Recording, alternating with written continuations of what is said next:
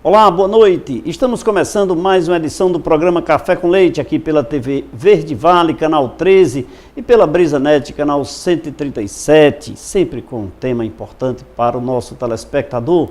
A nossa convidada de hoje é advogada especialista em direito empresarial, a doutora Carol Castro, falando sobre direito do consumidor. Doutora Carol Castro, é uma honra recebê-la aqui em nosso programa. Muito obrigado pela sua presença, viu? Seja bem-vindo e para falar de um tema de extrema relevância, né? Direito do consumidor. Obrigada pelo convite, doutor Leite. É uma honra participar do programa Café com Leite e com um tema, como você mesmo disse, muito relevante, direito do consumidor. Doutora Carol, a senhora acha que o consumidor tem conhecimento de todos os seus direitos? Doutor Leite, infelizmente não. Infelizmente, o consumidor, ele tem pouca informação. Os órgãos que deveriam passar as informações deixam muito a desejar. O Instituto de Defesa do Consumidor, o próprio DECOM, PROCON, deixa de levar ao consumidor as informações que ele necessita para que ele tenha o conhecimento daquilo que precisa, para até reivindicar aquilo que precisa. Não tem aquele aspecto em de que eu também poderia, quando consumidor, ir buscar os meus direitos, procurar saber o que é que eu tenho direito, ou seja, não esperar apenas que os órgãos digam o que é que eu tenho direito? Claro, com certeza. E é o que vem ocorrendo na prática, doutor Leite.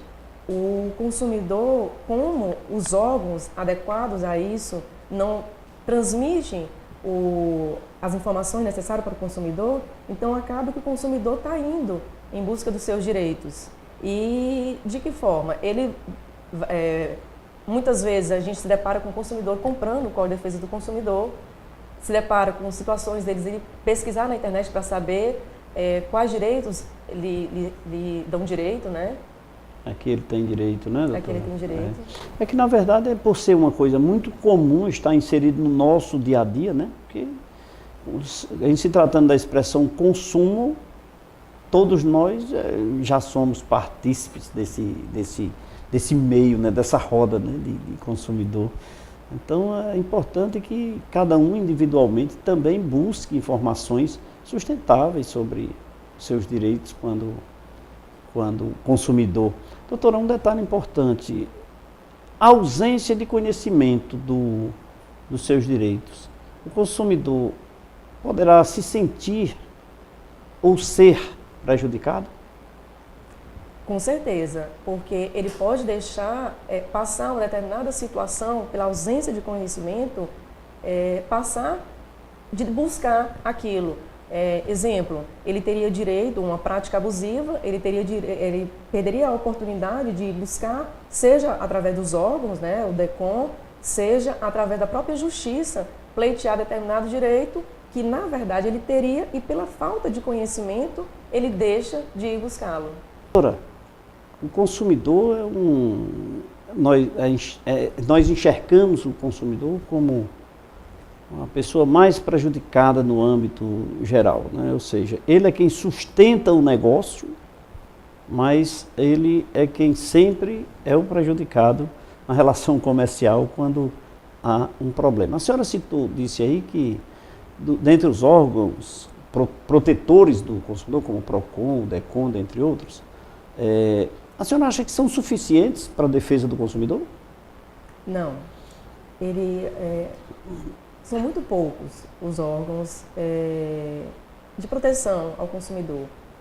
Nós deveríamos ter mais. E os poucos que nós temos, como DECOM, PROCON, juizado, né, de pequenas causas, a própria justiça comum, são poucos. E os poucos que nós temos não deixam a desejar. Morosidade, falta de informação, servidores que não atendem suficientemente aquilo que é solicitado e assim por diante. A busca incansável, né, do consumidor e o número crescente de problemas e o número reduzido de pessoas para atender, né? Atender, exatamente. Nós precisamos cada dia mais melhorar a nossa justiça e nossos órgãos de defesa, né, doutora? Com certeza. O Ceará ainda está como um dos estados onde a morosidade é maior no nosso Brasil. Doutora, quais são os fatos mais comuns, assim, corriqueiros que prejudicam os consumidores? Como a senhora poderia exemplificar alguns? As práticas abusivas. As práticas abusivas é recorrente em nosso meio. Seja a venda casada, seja a exigência... Essa venda casada é um problema, né? É um problema grande em diversas searas do nosso cotidiano. Seja na compra do imóvel, e atrela já a uma determinada assessoria, seja você entra numa casa de show e exigem a consumação mínima. Ora, você vai para aquele estabelecimento, além de pagar pela entrada, você é obrigada a consumir um determinado valor. Um banco que é uma instituição financeira, né, que relaciona uma operação a realização de um seguro, outro produto, né, um outro serviço. Exatamente. Então isso precisa ser revisto e as pessoas precisam entender da sua não obrigatoriedade, né? Não obrigatoriedade e conhecer que é possível você reivindicar esses direitos. Se mesmo assim, exemplo da consumação mínima, que a gente citou agora, o cliente, obviamente, está naquela casa de show, está ali para usufruir daquele espaço e, obviamente, acaba pagando para poder estar ali. Nada impede de futuramente ele entrar com uma ação judicial pleiteando determinado valor pela obrigação de ter que pagar a consumação mínima. Um outro fato ainda ligado à casa de show, espetáculo, é a exigência muito comum da comanda, multa pela perda da comanda. Ora, você está ali e por uma eventualidade, um imprevisto, você perdeu a sua comanda. O consumo estava sendo colocado ali naquela comanda e você perdeu. Você é obrigado a pagar uma multa para poder, inclusive, sair do estabelecimento. Se você não paga, você não sai do estabelecimento. Então, várias jurisprudências nesse sentido, o próprio Código de Defesa do Consumidor estabelece que o estabelecimento, a instituição, ela tem que ter um outro tipo de controle do consumo, além da comanda, também um controle interno. A cada consumo, a cada pedido que o consumidor vai fazendo naquele estabelecimento, o estabelecimento tem que ir fazendo esse controle. Se o consumidor, mesmo assim, paga essa multa pela perda da comanda, ele tem o direito de entrar com uma indenização contra o estabelecimento por essa multa. Como é uma cobrança indevida, ele tem direito não só pelo constrangimento, a indenização por dano moral, mas também a repetição do indébito, que é a devolução em dobro, ou se tratar de uma cobrança indevida. Doutora, eu vou me sentir agora no lugar do proprietário, hipoteticamente aqui, dessa casa de show, qual seja um dono de um restaurante qualquer. É muito difícil uma situação para o empresário nesse momento, né? Porque, de repente, o consumidor excessivamente consumiu um valor X, até além do seu limite, e, lógico, não são todos, né? Não se generaliza, mas, de repente, extravia a comanda, para pagar uma multa porque o valor é inferior, quer dizer, para tirar proveito daquela situação, né? Então, cadê a defesa do empresário? Cadê o Código de Defesa do Empresário, né? Infelizmente, não temos, mas existe a prevenção do empresário. Como isso é corriqueiro e o próprio estabelecimento, a pessoa jurídica, ela assume os riscos, né, do estabelecimento, do negócio, ele prevendo isso, ele já tem que ter o quê? Um outro tipo de controle. Como eu falei anteriormente, um controle interno daquele consumo. Para que, caso venha a ocorrer, ele tá lidando com um restaurante, casa de show, espetáculo, onde existe o consumo de bebida. Ou seja, quanto mais subsídio para a sua defesa, se organize, né? Exatamente. Certo. Não só ele, mas também o consumidor. Os cuidados também. Não tentar se locupletar, tirar proveito de uma situação, né? Doutora Carol Castro, advogada aqui no programa Café com Leite. Doutora, é porque a pergunta anterior, ela se deu exatamente em detrimento da inexistência do Código de Defesa do Empresário, né? Exatamente. E não existe nenhum, a senhora como é especialista em direito empresarial, não existe, alguns estados até já têm algumas regras sobre isso, ou tentam elaborar, mas não existe a nível nacional o Código de Defesa do Empresário. O empresário só tem obrigações, não se encontra direitos. Infelizmente não temos. O empresário, falta ele se manifestar, assim como houver as manifestações do consumidor, até que foi criado o Código de Defesa do Consumidor, precisaria que o empresário também se movimentasse para que existisse. Então, o que resta hoje é ele cumprir o que está no Código de Defesa do Consumidor. Isso foi um tema muito já discutido aqui no programa Café com Leite, e resta agora os órgãos de classe se manifestarem acerca disso, os órgãos de classe dos empresários, né? Como a CDL, os Sindilojas, dentre outros órgãos que envolvem o controle dos empresários, que se manifesta na busca dos seus direitos através de um Código de Defesa do empresário, né? Caso contrário, é só obrigação, e depois obrigação, e depois obrigação novamente. Mas nós estamos aqui com o programa Café com Leite para trazer essas informações para o nosso telespectador.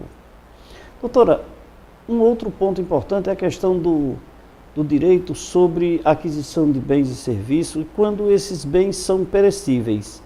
Nos termos do Código de Defesa do Consumidor, qual é o prazo que eu tenho quando eu compro um produto perecível? 30 dias. O Código de Defesa do Consumidor, ele estabelece um prazo para bens perecíveis, 30 dias. O que são bens perecíveis? São bens que se deteriora fácil, como alimentos, né, produtos alimentícios. Então, o consumidor, se deparando com algum defeito, com algum produto estragado, ele terá que reivindicar esse direito no prazo de 30 dias. Certo. E os não perecíveis? Os não perecíveis, o prazo é de 90 dias. Certo. Não perecíveis, como já dito anteriormente, são aqueles bens duráveis. Certo. Como exemplo, carros. Os veículos, a gente deparou com algum problema nele, nós temos o prazo de 90 dias para reivindicar, da data da compra. Certo. O guarda-roupa de Dona Maria também? Também. A cadeira. A cadeira. Né, a bicicleta do seu Zé. Exatamente. Doutora Carol, ainda voltando sobre essa questão dos produtos perecíveis e não perecíveis. É comum hoje nas grandes redes de lojas, ao adquirirmos um produto, uma TV, uma geladeira, ou seja, o produto não perecível, é comum aquela loja informar que eu só tenho 3 dias para tomar uma decisão. Ou se o produto não presta, devolve, vem aqui, eu ainda te atendo. Passou disso aqui, não vem mais aqui. Isso é comum, é até, de certa forma, agressiva as informações, como eles se reportam ao seu cliente. Acho até uma forma agressiva.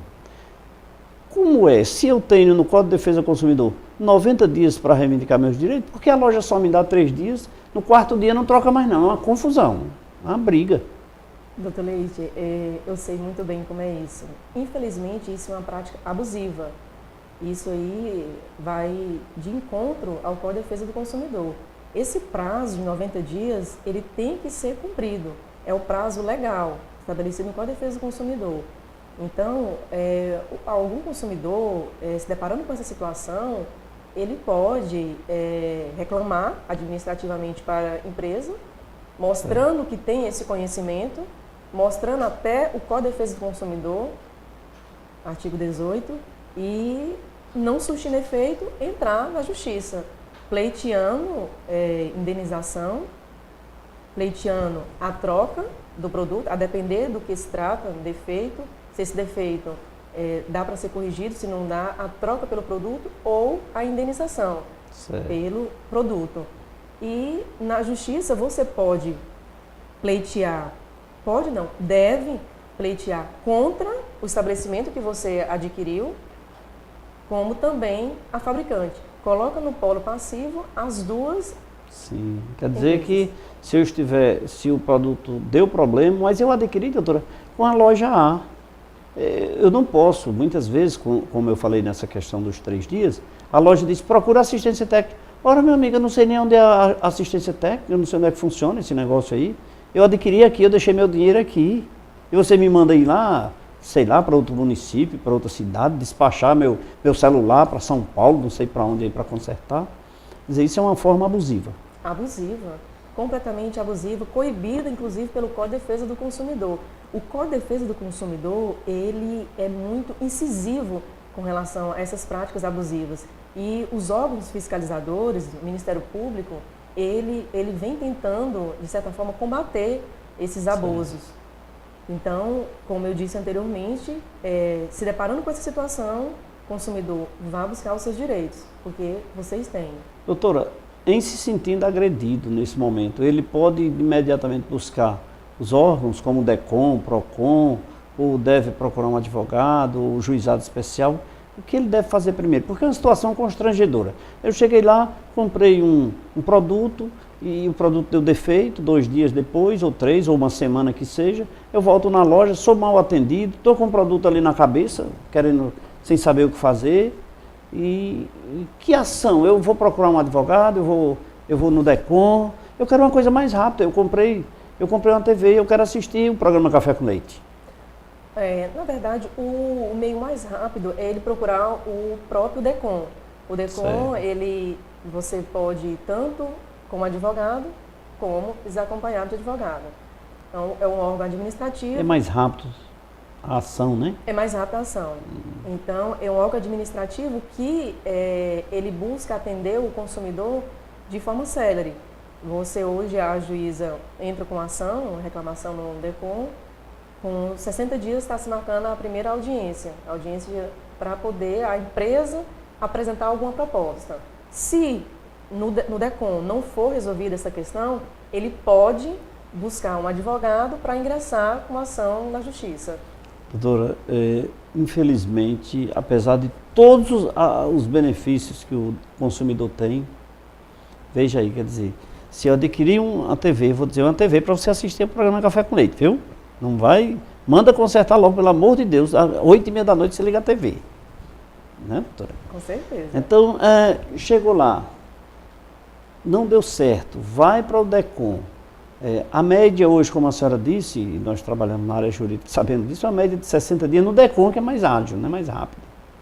Imagina aí 60 dias sem esse consumidor, sem esse cidadão, essa cidadã caririense, assistir o programa Café com Leite. É muito tempo, né, doutora? É muito tempo. Merece uma indenização também, né? Infelizmente, a falta de servidores, do que nós já falamos anteriormente, a falta de servidores hoje faz com que exista essa demora nos Infelizmente, órgãos. né? Infelizmente. Quem sabe se amanhã ou depois nós não conversaremos com alguém sobre essa questão do Poder Judiciário, para ver o que é que se pode melhorar e trazer aqui a público essas informações para melhorar, para ser mais ágil para o profissional do direito, para o consumidor, própria defesa também, né? Para a própria defesa também, que tem os seus direitos, né? Voltando, doutora, essa questão dos produtos, isso é mais comum, esses atos, nos produtos não perecíveis, né? Não perecíveis. Perecíveis, o prazo é muito curto. É muito curto. Doutora Carol, é comum ocorrerem acidentes em shopping center, em grandes conglomerados de lojas, né? O shopping, por exemplo, aqui usado no exemplo, ele é responsável por um ato, por um fato ocorrido dentro do estabelecimento. Nós temos um conglomerado de lojas, que é um shopping. Tá? Mas o fato não ocorreu dentro de uma loja. Ocorreu naquela área comum. Sei lá, um cidadão escorregou, quebrou, bateu a cabeça, enfim. Teve um prejuízo. O shopping, ele é considerado um consumidor para o shopping? Sim, com certeza. Ocorrendo acidente no shopping, né, na área comum, que dizemos, o shopping é responsabilizado. Então, a ação judicial a ser proposta será contra o shopping. Da mesma forma, utilizando um paralelo, o estacionamento do shopping, que é muito comum a gente ver a plaquinha, não nos responsabilizando pelos objetos deixados dentro do veículo. As jurisprudências mais recentes do STF já se posicionou no sentido de que o shopping responde sim pelos objetos eventualmente furtados dentro do veículo. Aquele estacionamento dentro do shopping é de responsabilidade do shopping. Então, havendo uma batida, havendo um furto dentro do veículo, quem responde também é o shopping. Também é o shopping. Lembrando, doutora, que o ambiente fechado desde que você pague, né? Desde que você pague. Você pague, né? Claro. Se for um estacionamento grátis, aí não. Não, né? aí não existe Aí é querer demais também, né? É. Querer demais. Estaciona grátis, ainda reivindica direitos de... Bom, mas isso são informações porque o proprietário, por exemplo, do veículo, que foi lá apenas no banco ou numa loja qualquer, ele naquele momento, ele é consumidor. Consumidor. É por isso que nós precisamos falar muito aqui no programa Café com Leite sobre a questão de quem é a figura do consumidor. E muita gente, doutor Leite, não sabe, se depara com aquela plaquinha e se dá por vencido. Eles deixam de reivindicar. Eu mesmo já vi situações em que teve seu veículo batido no estacionamento do shopping e, por existir aquela plaquinha, deixou de reivindicar o seu direito. Deixou de reivindicar, né? Olha aí. E quantas pessoas não abandonam e não perdem? Não perdem. Deixam de exercitar o seu direito como consumidor. Doutora, outro ponto importante, pessoas que doam sangue, tem algum benefício por ser, quando consumidor, como consumidor? Quando consumidor, ele tem direito, o doador de sangue, de a meia entrada. Meia entrada em cinemas, espetáculos, teatros, eles têm direito à meia entrada. Isso como consumidor. E, por ser doador de sangue, ele tem direito a faltar um dia de serviço, sem ter direito a descontar a sua falta. Mas nós podemos entender esse doador como consumidor ou ele tira o benefício, por exemplo, como a senhora citou aí no exemplo da meia entrada, né, nas entidades de diversões, nas empresas de diversões, aí, como teatro, cinema, etc. Então, ele tira proveito naquele momento da aquisição do produto, ou seja, só paga meia. Só paga meia, exatamente. Porque ele é doador, né? Apresentando... Doutora, eu não sabia disso. Muito bem, gostei dessa informação. É uma lei federal, 2015, 8.357. Essa lei, ela colocou não só o doador de sangue, mas a novidade é o doador de sangue, como os portadores de deficiência e também, a grande novidade é as pessoas de baixa renda, de 15 a 29 anos. Desde que a família ganhe até 2 salários mínimos e sejam usuários do Bolsa Família. Aí eles têm direito também à meia entrada. Doutora, nesses parques de diversões aí que nós falamos, Isso. essas pessoas também têm direito? Tem direito. Olha aí, o programa Café com Leite tem informação. Eu disse para você, quem não assistiu está perdendo, né? Isso é uma novidade, né, doutora? Novidade em primeiríssima mão. Então você pode ir ao cinema, paga meia entrada. E me parece que tem uns dias lá que se você for no início da semana, parece que é mais barato. Eu não tenho certeza não, viu? Aí você ainda paga meia, olha aí, que maravilha. O programa Café com Leite me mantém bem informado, viu? Doutora, eu gostei dessa informação aí, porque... e outro ponto que eu queria aqui ressaltar é dizer para as pessoas que não se preocupem com a meia entrada nessas empresas de diversões, como cinemas, teatros, etc. Faça a sua doação de sangue independente. Afinal de contas, você salva vidas. Esqueça os benefícios que você vai ter. Isso é apenas uma consequência. Assim, doutora. Concordo. Doação de sangue é um ato humano, um ato de amor. Faça isso e você será visto por aquele lá, aquele que olha para a gente sempre. Né, doutora? Concordo. É sim.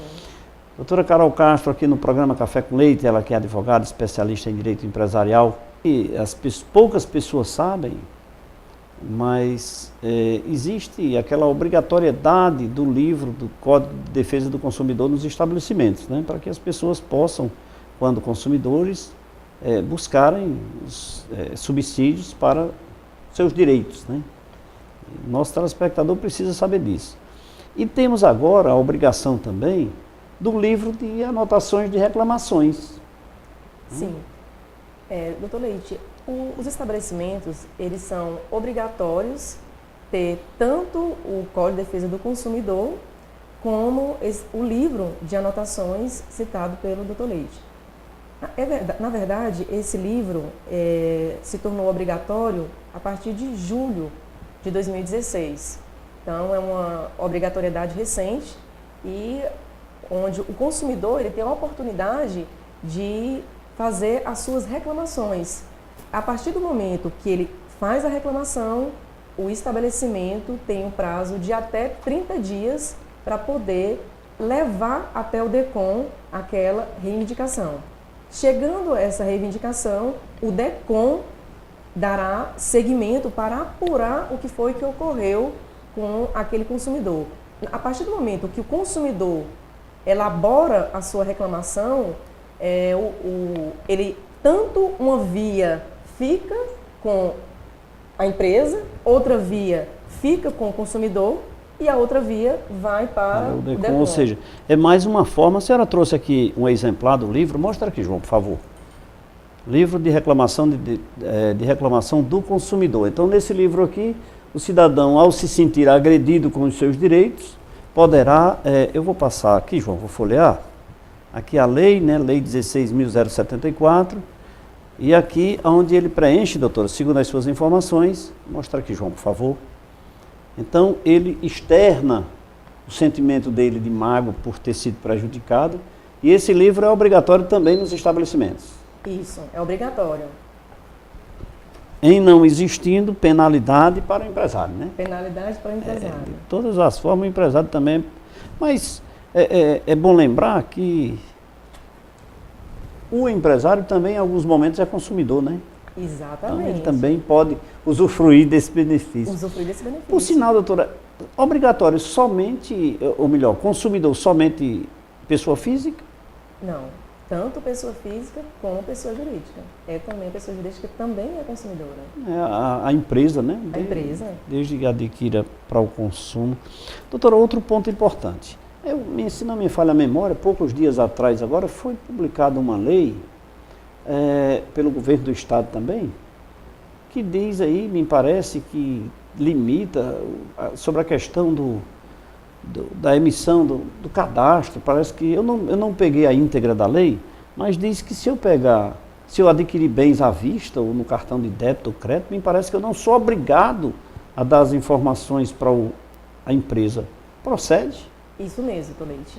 É recentíssima essa lei. Ela é de 8 de agosto de 2017, desse ano. Ela, na verdade, antes da entrada em vigor dessa lei, uma lei estadual, tal como a exigência do livro de anotações de estabelecimentos, que também é estadual, antigamente você era obrigado a fornecer o seu CPF para efeito de cadastro, seja compra à vista, cartão de crédito, cartão de débito.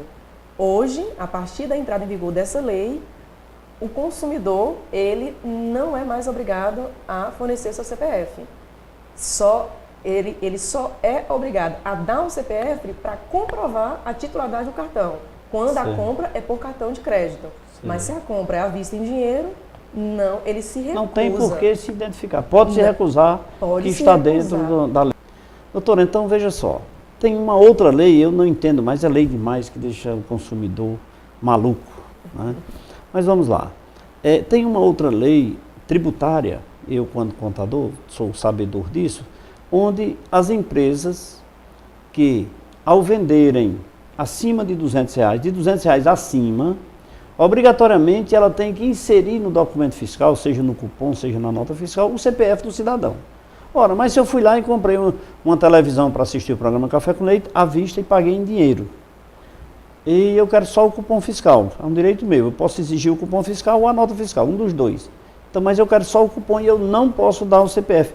Não vai haver uma contradição dessa lei agora de agosto, que diz que eu, por estar pagando, não sou obrigado a dar? Doutor Leite, isso é que nós advogados estamos aí buscando alternativas, porque foram duas leis que estão entrando em contradição. Porque a lei que exige que a partir dos R$200 tem que ser emitido o cupom fiscal, aparece essa lei que fala que você não é obrigado. Então, na verdade, suscitou a dúvida. Então, estamos aí com uma situação, qual lei deve prevalecer? Ou se é que tem alguma que deve prevalecer em prol da outra, já que ambas são leis estaduais. Sim. Mas é importante que o consumidor busque os seus direitos, né? Se tem a lei que eu não sou obrigado a dar o CPF, eu não vou dar mais de pronto. Agora, se ele deseja ter o cupom fiscal, por enquanto, até ser resolvida essa contradição, ele vai ter que fornecer. Evitar, né? Eu acho que em alguns pontos, alguns momentos da vida da gente, evitar problemas, não existe coisa melhor, né? Ah, com certeza. Mas desde que ele não seja desrespeitado quanto consumidor, né? Desde que não seja respeitado. Doutora, por falar em desrespeito, existem algumas redes de grandes lojas aqui na nossa região, no estado do Ceará, vou ser mais preciso, no estado do Ceará, que tem algumas regras internas, tipo assim, eu comprei, paguei, e eu ainda sou obrigado a mostrar a um cidadão lá na frente para poder sair. O cara não é fiscal do Estado, não é fiscal de tributo, não é fiscal do governo, não é servidor público. E se eu passar sem mostrar para ele, ele me prende. Doutor Leite, essa prática é prática abusiva. A partir do momento que você passa pelo caixa, passando todos os seus produtos e paga, aquele momento ali findou a sua obrigação de mostrar qualquer documento para qualquer pessoa.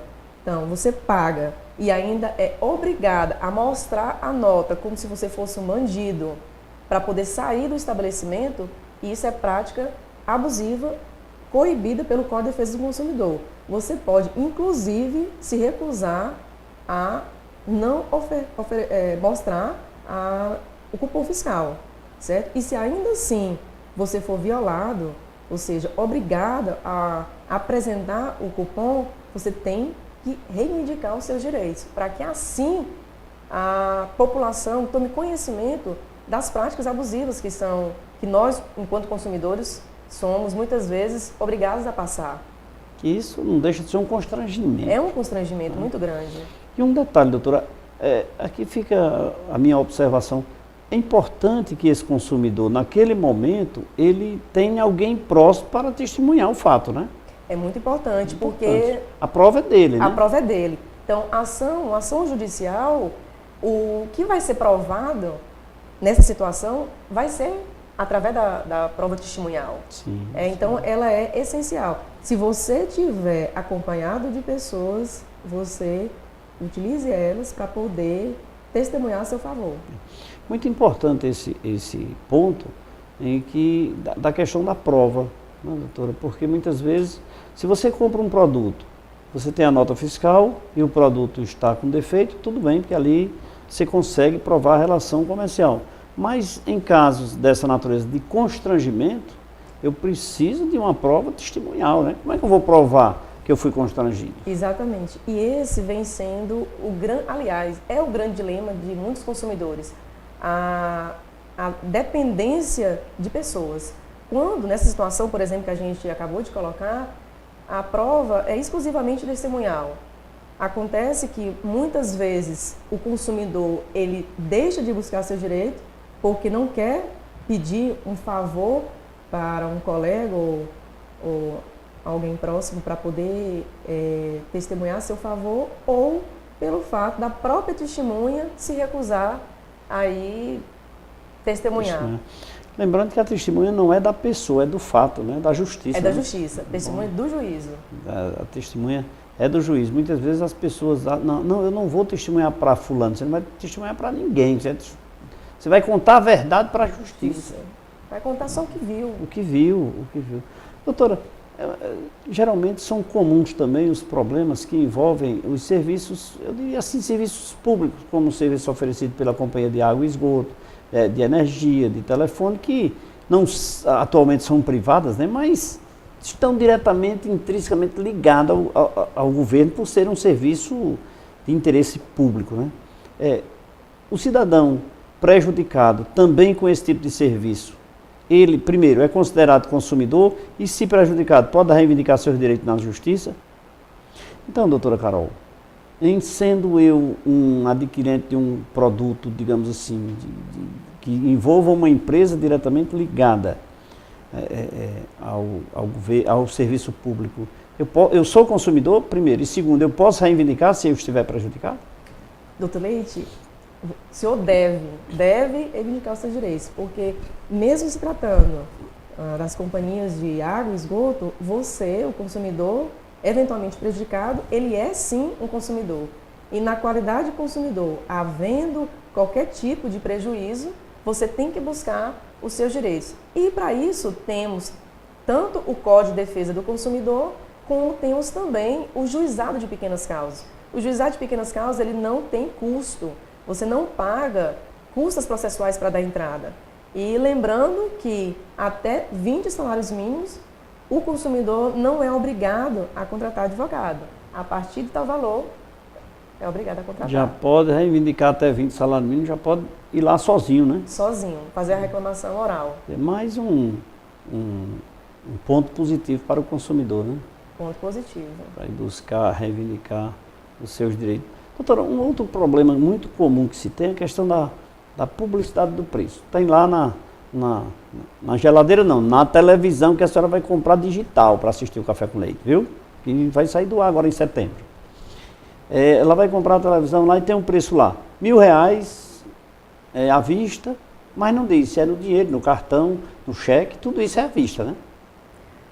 Esse é um grande problema, doutor Leite, porque o Código de Defesa do Consumidor, em seu artigo 6º, ele fala que o consumidor ele é obrigado a ser informado. Então, o preço ele tem que estar visível, as informações referentes ao preço têm que estar claras para que o consumidor saiba optar por qual das situações elencadas. Então, se é à vista, tem que ser colocado preço à vista. A prazo, preço a prazo, para que ele não seja surpreendido ou até mesmo constrangido quando vai passar pelo caixa. Certo. Doutora, nós estamos chegando ao final do programa. Quando a coisa começa a nos empolgar aqui nesse nosso bate-papo e o nosso telespectador começa a se animar, se acorda tomando café, aí nós temos que parar. Agradecer a sua participação aqui. Eu também digo, fico triste. Mas a senhora vai voltar outras vezes aqui para a gente continuar esse nosso bate-papo. Muito obrigado mais uma vez pela sua presença. Eu que agradeço, doutor Leite, é um prazer, sempre é uma honra participar. Eu assisto com muita frequência o seu programa. Muito obrigado. Programa muito enriquecedor e espero que os consumidores tenham gostado. E se tiver dúvidas, procure a doutora Carol, esse endereço aqui. Vai deixar aqui no nosso rodapé. Procure a doutora Carol, mais sobre direito do consumidor.